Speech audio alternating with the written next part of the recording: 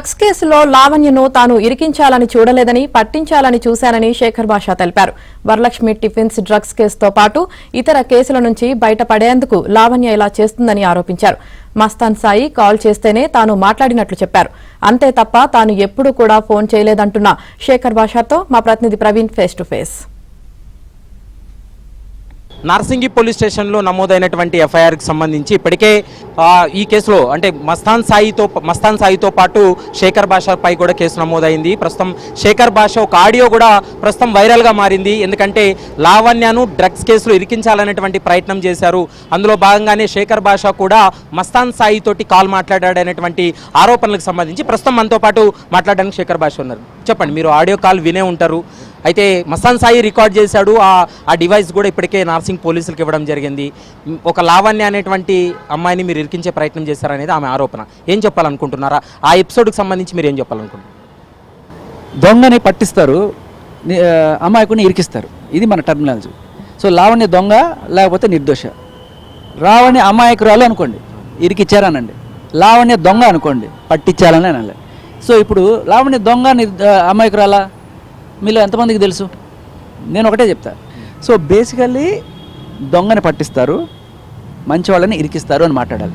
మీరు లావణ్యని ఇరికిస్తారు అని చెప్పి అన్నప్పుడు మీరు అది చూసుకోవాలి, అది ఇరికించడమా పట్టించడమా అనేది. ఇంకొకటి ఏంటంటే, ఒకవేళ ఆవిడ అమాయకురాలే అనుకుందాం. ఇప్పుడు దొంగను పట్టుకున్నప్పుడు నీ దగ్గర దొబ్బేసిన డబ్బులు ఉన్నాయా చెయ్యి నువ్వు, లేకపోతే డబ్బులన్నీ ఉన్నాయనుకోండి, దాన్ని ఏమంటాం? నువ్వు దొంగతనం చేసామంటావు. సో నీ ఒంట్లో డ్రగ్ ఉందా లేదా టెస్ట్ చేస్తే కదా తెలిసేది. ఇప్పుడు నన్ను ఇరికిచ్చారు నువ్వు ఇంత మాట్లాడుతున్నావు కదా, బయటకు వచ్చి ఒక డ్రగ్ టెస్ట్ చేసుకో. నువ్వు డ్రగ్ చేసేవా లేదా అర్థమైపోతుంది కదా. బయట నన్ను ఇరికిచ్చారని చెప్పి ఇంట్లో కూర్చుంటే ఏం తెలుస్తుంది? బయటకు వచ్చి మీడియా ముఖంగా ఇదిగో నేను రెడీగా ఉన్నా డ్రగ్ టెస్ట్ చేసుకోవడానికి, నువ్వు చేసుకో.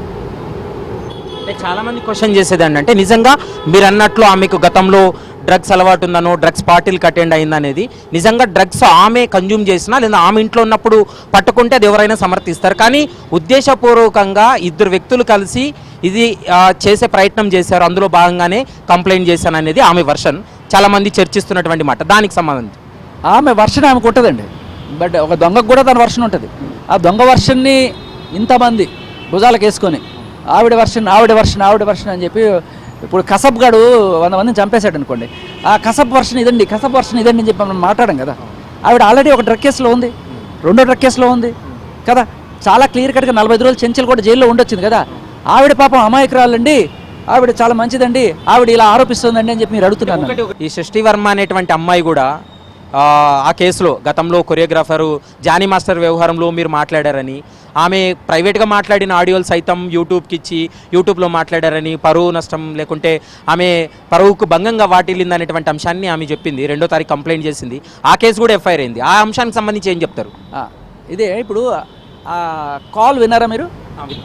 ఆ కాల్ యాక్చువల్గా నేను అసలు ఆవిడ గురించి వచ్చి బయటకు మాట్లాడింది ఎప్పుడు, ఆవిడ ఒక ఛానల్లో ఇంటర్వ్యూకి కూర్చుంది ఫస్ట్ సృష్టి. అప్పటిదాకా ఏ రోజు కూడా నేను ఆవిడ పేరు కూడా తీయలేదు. ఆవిడ వచ్చి కూర్చున్న తర్వాత ఆ ఇంటర్వ్యూలో ఆ యాంకర్ చాలా క్లియర్ కట్గా అడుగుతుంది, కొన్నాళ్ళ క్రితం ఆఫీస్ బాయ్తో మీరు మాట్లాడిన ఒక కాల్ వైరల్ అయింది, దాంట్లో మీరు పలానా మాటలు మాట్లాడుతున్నారు, దీనికి సమాధానం చెప్పండి అన్నప్పుడు ఆవిడ లేదండి నేను దీనికి కోర్టులోనే సమాధానం చెప్తాను. ఆ తర్వాత నేను దాన్ని ప్లే చేసి చూపించాను.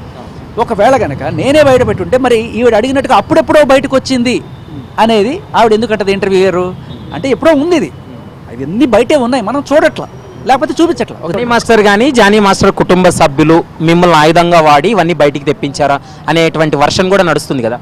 ప్రతి నిర్దోషికి నేను ఆయుధంగానే అవుతాను భయ్య, అంతే.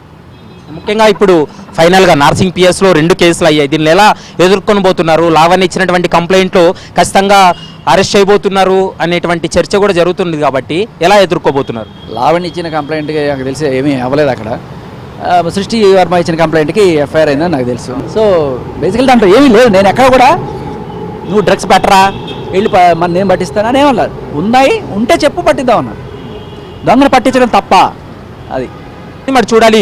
2 ఎఫ్ఐఆర్లు కూడా ఇప్పటికే నార్సింగ్ పిఎస్లో ఉన్నాయి. పోలీసులు ఎలాంటి యాక్షన్ తీసుకోబోతున్నారు, నెక్స్ట్ ఫర్దర్గా ఎలా ఉండబోతుంది అనేది మాత్రం చూడాల్సినటువంటి అవసరం ఉంటుంది. వీడియో జర్నలిస్ట్ సాగర్తో ప్రవీణ్ కల్వల, ఏబిఎన్.